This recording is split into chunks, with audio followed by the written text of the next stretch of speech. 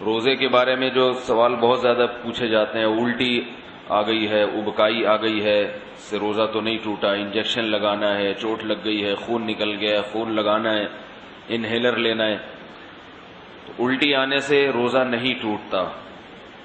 الٹی آنے سے روزہ اس وقت ٹوٹے گا جب دو شرطیں پائی جائیں گی۔ ایک یہ کہ الٹی منہ بھر کر ہو بہت زیادہ، اور منہ بھر کر الٹی ہوئی اور آپ نے اس کو نگل لیا، تو نگلنے سے روزہ ٹوٹ جائے گا۔ دوسری شرط یہ ہے کہ الٹی منہ بھر کر ہو، خود سے نہ ہو بلکہ آپ نے جان بوجھ کر کی ہو، منہ بھر کر اچھی طرح سے۔ منہ بھرنے کا مطلب یہ ہوتا ہے کہ اتنی زیادہ ہو کہ آپ اگر روکنا چاہیں تو وہ روک نہ سکیں، اس کو منہ بھر کے کہتے ہیں۔ ورنہ اب منہ ہر ایک کا جو ہے کیونکہ وہمی لوگ جو ہے نا، پھر وہ وہمی لوگ جو ہے نا وہ تنگ کرتے ہیں۔ وہمی کہتے ہیں اب مجھے پتہ ہی نہیں چل رہا کہ میرا منہ بھر کے ہوا ہے یا منہ تھوڑا ہوا ہے۔ تو بھائی اب منہ تو آپ کا اپنا ہے، میں تھوڑی پتہ لگا سکتا ہوں کہ آپ کا منہ بھرا ہے کہ نہیں بھرا۔ اس کا ایک فقہا نے ضابطہ بیان کیا ہے کہ اتنا کہ منہ میں روکنا اس کو ممکن نہ ہو۔ تو چھوٹی موٹی ابکائیاں آتی ہیں، چھوٹی موٹی الٹیاں آتی ہیں، یہ اگر نگل بھی لیں تو بھی روزہ نہیں ٹوٹتا۔ ابکائی آئی اور آپ واپس لے گئے تو نہیں ٹوٹتا۔ تو منہ بھر کر ہو اور آپ اس کو نگل لیں، یا نگلیں تو نہیں لیکن وہ منہ بھر کے خود سے نہیں ہوئی بلکہ آپ نے حلق میں انگلی ڈال کے قے کی ہے۔ تو عام طور پر ایسا کوئی کرتا نہیں ہے روزے میں، اس لیے اس کو اتنا بیان کرنے کی ضرورت بھی پیش نہیں آتی۔ اس کے علاوہ گلوکوز چڑھانے سے، انجیکشن لگانے سے روزہ نہیں ٹوٹتا۔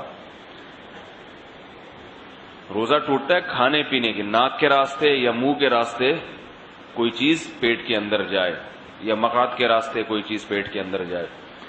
آنکھ میں دوا ڈالنے سے روزہ نہیں ٹوٹتا، خوشبو لگانے سے روزہ نہیں ٹوٹتا، خوشبو سونگھنے سے روزہ نہیں ٹوٹتا ہے۔ کان میں دوا ڈالنے سے روزہ ٹوٹتا ہے یا نہیں، اس میں علماء کا اختلاف ہے۔ پہلے جو ہمارے فقہاء ہیں انہوں نے لکھا ہے کہ کان میں دوا ڈالنے سے روزہ ٹوٹ جاتا ہے۔ اس کی وجہ یہ ہے کہ ان کا یہ خیال تھا کہ کان جو ہے نا یہ دماغ تک اس کا کوئی لنک ہے، ہم جب کوئی چیز کان میں ڈالتے ہیں تو دماغ میں پہنچتی ہے وہ، لیکن بعد میں جو ڈاکٹروں کی تحقیق ہے وہ یہ کہ کان میں کچھ بھی ڈال دیں وہ دماغ تک نہیں پہنچتی، نہ پیٹ میں جائے گی وہ، نہ دماغ میں جائے گی۔ تو اس تحقیق کی وجہ سے علماء کی رائے بھی تبدیل ہوئی۔ تو ابھی ہمارے اکابر کا جو فتویٰ ہے، یعنی سارے ہی ہمارے اکابر ہیں جو اس پہ خلاف ہیں وہ بھی ہمارے ہی ہیں، لیکن مطلب یہ کہ جو میرے اساتذہ ہیں ان کا جو فتویٰ ہے اس بارے میں وہ یہ ہے کہ روزہ نہیں ٹوٹتا کان میں دوا ڈالنے سے۔ البتہ ہمارے ہی اکابر میں بعض اس کے قائل ہیں کہ ٹوٹ جاتا ہے، تو احتیاط یہ کہ نہ دوا ڈالی جائے، اور اگر کسی نے دوا ڈال دی ہے تو بھی کچھ نہیں ہوتا، انشاءاللہ روزہ نہیں ٹوٹے گا۔ آنکھ میں دوا ڈال دی اور اس کا اثر گلے میں محسوس ہوا تو بھی روزہ نہیں ٹوٹتا، سمجھ رہے بات کو؟ تو سر میں تیل لگانے سے روزہ نہیں ٹوٹتا، احتلام ہو جانے سے، نائٹ فال ہو جانے سے روزہ نہیں ٹوٹتا۔ زوجہ کے قریب کوئی شادی شدہ آدمی گیا اور ڈسچارج ہو گیا تو روزہ ٹوٹے گا، ڈسچارج نہیں ہوا تو اس سے بھی روزہ نہیں ٹوٹتا۔